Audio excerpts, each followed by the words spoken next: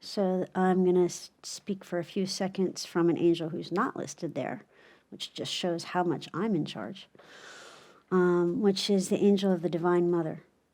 So the Divine Feminine, the Mother Mary, great angel to evoke if you have a challenge receiving, because of course the female is all about receiving.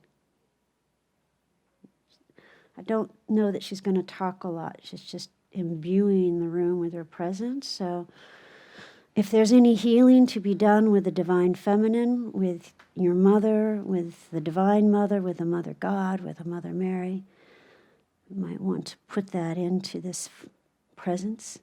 Let her transmute it. Open your heart to receive the unconditioned love of the Mother God. Receive it very specifically. Open to receive. In this moment, you can open to receive loving in a greater way. Your own loving, others loving, all loving.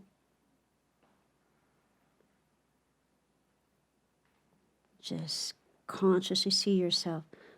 You can just put your hands in front of your heart with the palms facing out, like I'm doing, if you can see me. Kind of like the opposite of prayer hands.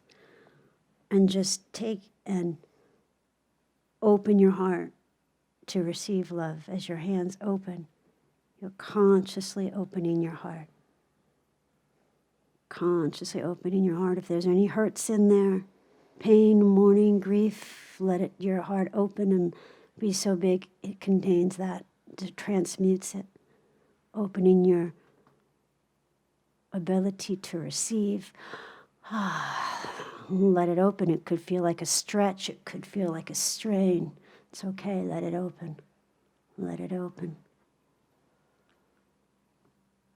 Yeah, and now soften. Let your hands float down and just soften. So with all of these, it's all about the experience with them. So, as we know, the great archangels are intention, and so are you. And so we're about to experience our own great archangelness.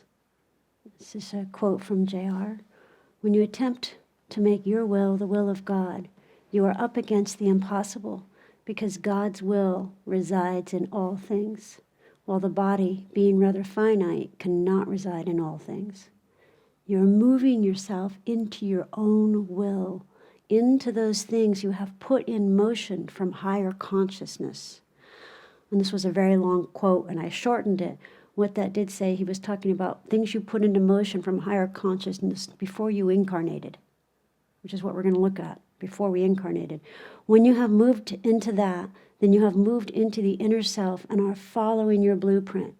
And your life will flow so beautifully that you will feel that your will and the Father's will are one. So this is the answer to why the streams, why know who we are as a soul, why not just be God? Well, that kind of answers that. Yes, be God, but this is, you're also God experiencing as you.